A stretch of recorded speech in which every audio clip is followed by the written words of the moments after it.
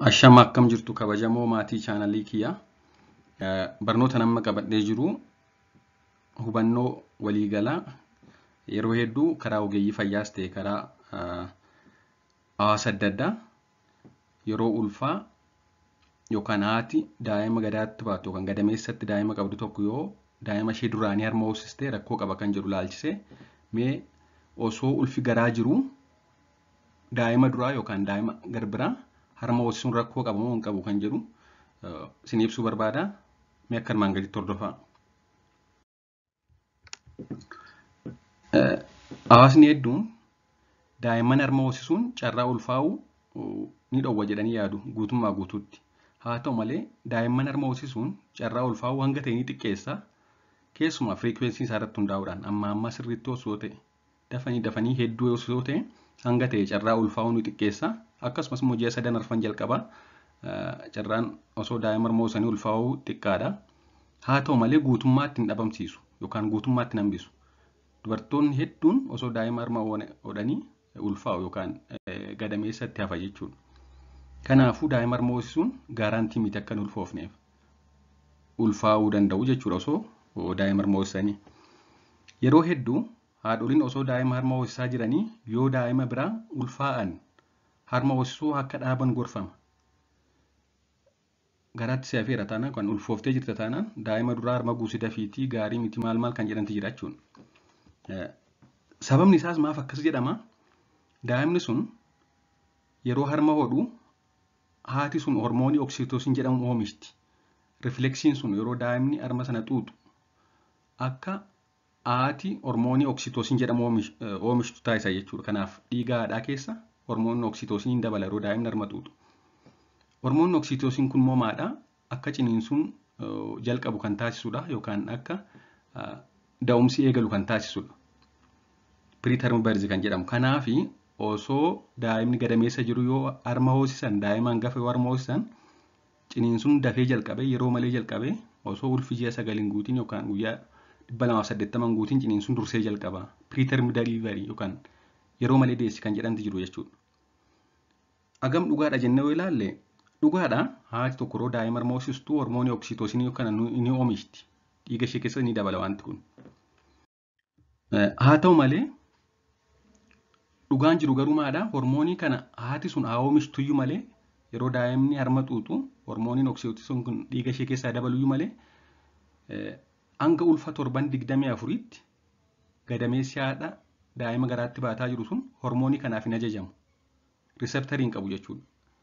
Receptorii hin qabu taanaan immoo hormooniin kun effect irratti hin qabu. The uterus is not receptive to hormonal stimulation by oxytocin until around 24 weeks of gestation. Hormooniin kun kan inni ciniinsuu fiduu danda'u yookaan kan inni ciniinsuu jalqabsiisuu danda'u da'umsi yeroo gahuu jala gahudha.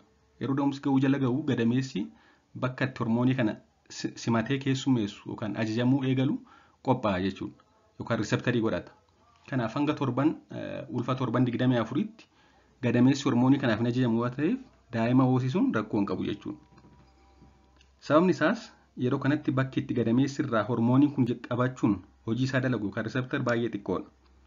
Kanaaf egaa hangi hormoonii kanaa kan yeroo daa'imman harma hodhan tokko xiqqoodha. Yeroo daa'imni harma hodhu hormoonni oksitoosiin kun oomishamu malee hangi isaa baay'ee xiqqoodha. Receptoriin gadameessa isaanii irraa jiru immoo yookaan bakki isaan itti hormoonii kana keessummeessan gadameessa isaanii irraa bakki jiru immoo xiqqoodha akkasuma. Kanaafuu hormooniinis xiqqoodha, receptoriinis xiqqoodha waan ta'eef effektii hin qabu, miidhaa hin qabu, ciniinsuu ni eegalsiisu jechuudha. Kanaaf egaa hanga naannoo ulfa ji'a 6tti hanga ulfi rakkoo hin qabaannetti, hanga ulfi nagaa ta'etti, hanga nyaata ga'aa argattetti sababni isaas isheefis kan barbaachisu daa'ima gadameessa jiru guddisuufis kan barbaachisu aannan oomishuufis kan barbaachisu nyaata ga'aa hanga argattetti harma hoosisuun rakkoo tokko hin fidu hanga ji'a 6tti jechuudha. Hanga ulfi ji'a 6 gahutti. Sana booda garuu gadameessi hormoonii kanaaf ajajamaa waan deemuuf hanga ta'e tarii ciniinsuu fiduu danda'a yookaan shakkiin akkasii waan jiruuf ji'a 6 booddee ulfi erga ji'a 6 ga'ee booddee daa'ima duraa yookaan kan hangafaa harma hoosisuun gaarii miti jechuudha. Haa ta'u malee kanaan dura ulfi irraa ba'ee beeka yoo ta'e yeroo malee dhufee ulfi ciniinsuun irraa ba'ee beeka yoo ta'e yeroo malee deessee beekti yoo ta'e kanaan dura abortion qabdi yoo ta'e preterm delivery qabdi yoo ta'e yookaan immoo rakkoo ulfa walii wal qabatu ilaalchise ogeessi fayyaa akka isheen daa'ima harma hin hoosisne yoo ishee dhorkeera ta'e harma hoosisuu hin qabdu. Yoo kanaan dura abortion hin jiraate yookaan yeroo malee ulfirraa beera ta'e yeroo malee deesseetti yoo ta'e ogeessi immoo yoo haala ulfa ishee ilaalee haala qaama ishee ilaalee yoo ishee dhorkeera ta'e dhiisuu qabdi daa'ima harma hoosisuu. Kanaan ala garuu hanga ji'a ja'aatti harma hoosisuu ni dandeessi. Kun akka jirutti ta'e osoo daa'imni gadameessa keessa jiru immoo kan hangafaa yookaan kan duraa harma hoosisuun rakkoo waan tokkoyyuu hin qabu jechuu miti. Tariitii haati kun daa'ima garaatti baattii akkasumas harma hoosistii waan ta'eef dadhabbiin itti dhaga'amuu danda'a. Naawuziyaa yookaan fedhii nyaataa dhabuu, hancufni baay'achuu waan akkasii baay'achuu danda'a. Tariitii hangi hormoonii oksitoosin oomishamtu sun immoo waan xiqqoo dhukkubbii itti dhaga'amsiisuu dandeessi garaa isaaniitti yookaan waan akka garaa dhukkubbii xiqqoo qabaachuu danda'u. Gadameessatti daa'imni uumamuun immoo oomisha aannan harmaa irratti dhiibbaa mataasaa qaba. Ni hir'isa.